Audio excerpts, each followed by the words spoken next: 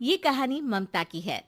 बचपन से ही घर में ये एहसास दिलाकर पाला गया कि औरतों को बोलने का हक नहीं है। अरे ममता, जरा जल्दी जल्दी हाथ चलाओ। रोज ऑफिस में देर पहुंचता हूँ तुम्हारे कारण। लेकिन आपका सारा खाना पैक और तैयार भी है। अरे जबान जितनी चलाती हो उतना अगर हाथ चलाती ना तो शायद घर को अच्छे से मैनेज कर पाती। क्या मतलब है? क्या नहीं मिला आपको? मोजे मोजे कौन देगा? ममता भागकर पति को मोजे देती है। वो हर किसी का ख्याल रखती, लेकिन उसके घर में रोज का रोना लगा रहता। अरे माँ, आज स्कूल में टीचर ने मुझे फीस के लिए डांटा। माँ, मुझे अच्छा नहीं लगता कि स्कूल में फीस के पैसों के लिए मुझे कोई भी बात सुनाए।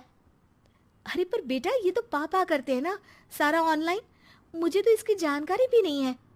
हाँ हाँ, बना लो बच्चों के सामने मुझे बुरा। अरे करता तो मैं ही हूँ, माना, लेकिन मुझे कोई सपना थोड़ी ना आएगा कि बच्चों की फीस जमा करनी है। अरे बताओगी तो तुम ही ना। ममता की अब ये आदत में शुमार हो चुका था। वो हमेशा हर बात के लिए खुद को ही दोषी मानती। एक दिन वो पड़ोस की दोस्त से कहती है, समझ नहीं आता यार, मैं इतनी डम कैसे हो सकती हूँ। बात तो सही भी है ना। अब पति बेचारा नौकरी करे, पैसे कमाए, या फिर ये देखे कि बच्चों की फीस का वक्त है। क्या करूँ यार। पता नहीं, मेरे पति तो सारा काम खुद ही करते हैं। वो तो कहते हैं कि तुम थक जाती होगी, सारा दिन घर बाहर बच्चे तो। अच्छा, ऐसे भी पति होते हैं क्या? अरे क्या बात कर रही है? भाई साहब कभी तुझे किसी बात के लिए सुनाते नहीं? किसने कहा नहीं सुनाते? अरे ये पति चीज ही ऐसी होती है कि बिना पत्नी को सुनाए उन्हें चैन की नींद कहाँ आती है। तो तू भी परेशान रहती होगी कि कैसे, क्या, कब भूल गई। अरे वो तो मुझे बस इस बात के लिए ताना देते हैं कि मैं वक्त पर खाना क्यों नहीं खाती या पार्लर जाकर अपनी साज सज्जा क्यों नहीं करवाती। पड़ोसन बोल ही रही होती है कि ममता के बेटे की आवाज आती है। अरे माँ, क्या हो गया? लग नहीं रहा कि आज आप मुझे पानी भी देगी। अरे कब से खाने के लिए वेट कर रहा हूँ। अरे यार, मैं चलती हूँ। बेटा खाने के लिए वेट कर रहा है, मैंने उसे खाना भी नहीं दिया। अरे 12वीं में पहुंच चुका है तुम्हारा बेटा, उसे बोलो खुद पानी लिया करे। मैंने तो अपने बच्चों को काम करना सिखाया है। अरे यार, खुद की भी तो कोई लाइफ है। माना जब नहीं कर सकते थे तो किया, लेकिन अब इतने बड़े बच्चों की हर बात मानेंगे तो मुश्किल तो अपने को ही होगी। ममता को पड़ोसन की बात में दम तो लगता है, लेकिन करे क्या, आदत भी तो खुद ही ने डाली थी। ममता घर जाती है कि तभी बेटी आ जाती है। माँ, परसों मुझे एक शादी में जाना है। तेरी वो जो लाल वाली साड़ी है ना, उसे दे देना। मैं आज जाकर टेलर को दे दूंगी, वो उस साड़ी से सूट बना देगा। अरे नहीं नहीं तारा, वो मेरी माँ ने मुझे दी थी और उस साड़ी से मेरी काफ़ी भावनाएं जुड़ी हैं। तुमको ना मैं दूसरी साड़ी दे दूंगी। ओके, कोई बात नहीं, लेकिन आज दे ही देना पक्का। तारा माँ की साड़ी से सूट बनवाकर पार्टी में जाती है, लेकिन जब वो पार्टी से लौटती है, क्या है, मैं तो समझ ही नहीं पा रही हूँ। अरे जब वो साड़ी मांगी थी तो ये छल्ली सी साड़ी क्यों दे दी? मैं ही पागल थी जो इस साड़ी का सूट बनवा लिया मैंने। माँ, जानती भी हो कि कॉलेज में मेरी कितनी हंसी उड़ी। तभी वहां ममता का पति सुनील आ जाता है। अरे गवार औरत, जब बेटी साड़ी मांग रही थी तो दे देती ना। अरे पापा, इनके तो इमोशंस जुड़े थे उस साड़ी से। ममता इतने सब के बाद भी कुछ नहीं बोलती।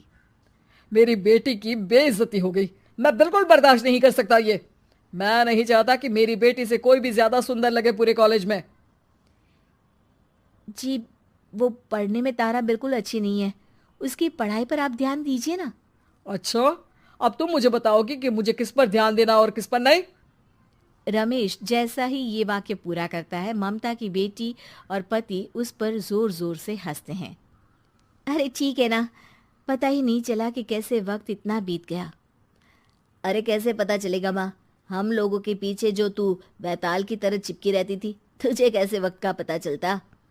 ममता को पहले सास ससुर, फिर पति और बच्चों की तरफ से इस तरीके की बातें सुनकर उसका मन बहुत दुखी रहता था। एक दिन, सुनो ना, बहुत दिनों से कमर के नीचे बहुत दर्द रहता है। कल मैंने देखा तो एक फोड़ा था। अरे ममता, एक बार अपने पति से बात करो, वो तुम्हारा फोड़ा डॉक्टर को दिखा देंगे। अरे नहीं नहीं, वो तो गुस्सा हो जाएंगे। अरे क्यों गुस्सा हो जाएंगे? तुमको दर्द है? हाँ, लेकिन वो यही बोलेंगे कि ऑफिस जाऊं या फिर तुम्हें लेकर डॉक्टर के पास। तो बेटे से ही बात कर ले। अरे वो तो मैं कर लूं, लेकिन फोड़ा है ऐसी जगह कि उसे बताते मुझे शर्म आएगी। लेकिन कुछ ना कुछ तो करना जरूरी है ना, ऐसे कब तक फोड़े के दर्द से तड़पती रहेगी? अब तो सोच रही हूँ कि इनसे बात कर ही लूं, वरना दर्द के मारे कहीं मर ना जाऊं। लेकिन शाम को, ममता, क्या किया तुमने आज? खाने के डिब्बे में कैसा खाना दिया था? दाल खराब हो गई थी। कब की थी? दाल तो मैंने सुबह ही बनाई थी, खराब कैसे हो गई? अच्छा सुनिए ना, मुझे कहना है कि अरे गरम दाल बंद करोगी तो ऐसा ही होगा ना। बेइज्जती हो गई सबके सामने मेरी। ऑफिस वालों ने ऐसा मजाक उड़ाया कि क्या बोलूं। कल से ठीक से खाना देना है तो देना, वरना खाना देना बंद कर देना। बाहर खा लूंगा मैं।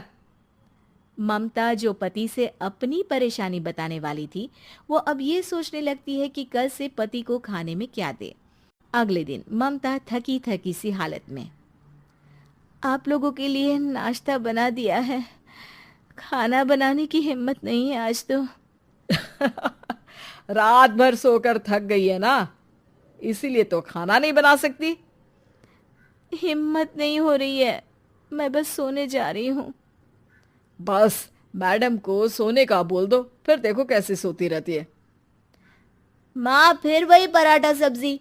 अरे हमारे साथ के दोस्त एक से बढ़कर एक नाश्ता खाना लेकर आते हैं, आप तो बस। सभी घर से निकल जाते हैं, लेकिन जब शाम को बेटा घर आता है तो घर में अंधेरा रहता है। बेटा लाइट जलाता है। क्या माँ, तुम्हारा भी जवाब नहीं है बिजली का बिल बचाने के लिए? वो बोल ही रहा होता है कि सामने माँ जमीन पर लेटी मिलती है। वो उसके पास जाता है। अरे माँ, क्या हो गया माँ? तभी वहां पड़ोसन आती है। अरे बेटा, तुम्हारी माँ के पैर के पास एक फोड़ा है, जिसके कारण ये लगातार कमजोर होती जा रही थी। मैंने उसे पहले ही कहा था कि घर में बता दो, लेकिन तुम्हारी माँ किसी को तंग करना नहीं चाहती थी। तभी वहां डॉक्टर आ जाता है। अरे इनके ऑर्गन में दिक्कत है, कोई बात है जो इनके मन में खटक रही है। अरे नहीं नहीं, इसके मन में कोई बात नहीं है, कोई काम है नहीं ना इसके पास, सारा दिन बस घर में ही रहती है। देखिए, मैं तो ये नहीं जानता, लेकिन हाँ, इनके मन में हमेशा कोई बात रह जाती होगी, इसीलिए उनकी ये हालत है।